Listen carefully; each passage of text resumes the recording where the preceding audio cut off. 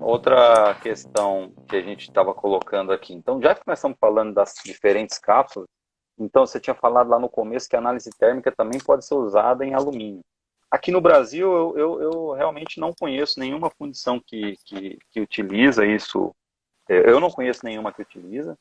Se alguém conhecer alguma aí, por favor, nos avise aí. E no mundo, como é que está essa utilização da análise em alumínio? Existe utilização? A demanda é alta? Como é que está isso hoje? Existe.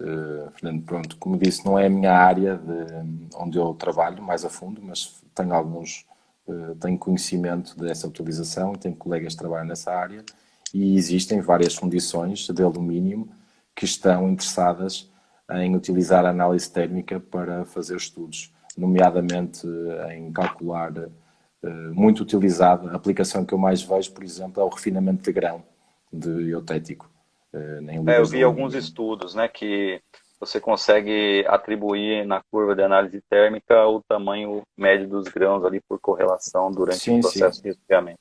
certo. É uma técnica que não é tão nova, porque essa técnica, para você ter uma ideia, eu lembro de um trabalho que o nosso professor Ricardo Pouco utilizou no doutorado dele, lá na década de 80, comecinho da década de 90. Então, é uma técnica realmente que não é tão nova, mas que ainda no Brasil não é tão comum.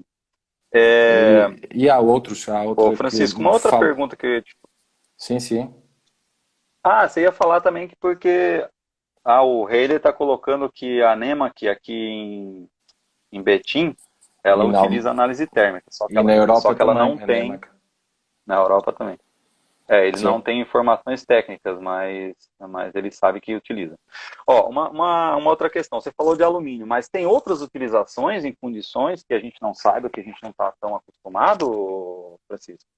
Eu sei que há fundições de cobre que também usam, mas não lhe sei dizer a aplicação. E neste momento estamos a desenvolver aplicações para utilização em fundições de aço, nomeadamente para ver os intervalos de solidificação líquidos sólidos, a temperatura do intervalo, a duração do intervalo, e também para estudar a temperatura, muito utilizado porque muitas fundições de aço recorrem a tratamentos térmicos, mas isto aplica-se a outras fundições que utilizam tratamento térmico, para estudar a temperatura eutectoide no sentido de melhorar ou de otimizar a temperatura deste tratamento. Portanto, conhecendo a temperatura real, podemos primeiro, e conhecendo os outros parâmetros todos, temperaturas, intervalos, podemos agrupar, ou melhor agrupar, as nossas famílias de material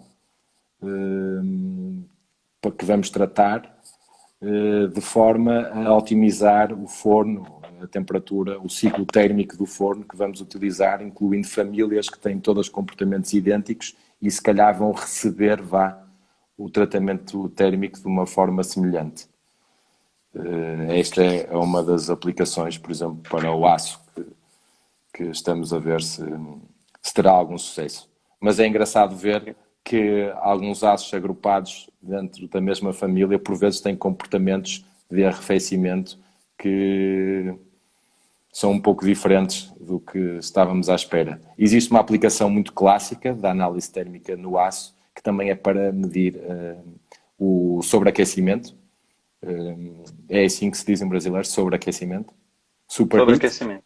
Superaquecimento. Superaquecimento. Superaquecimento e medir a temperatura e medir o carbono também.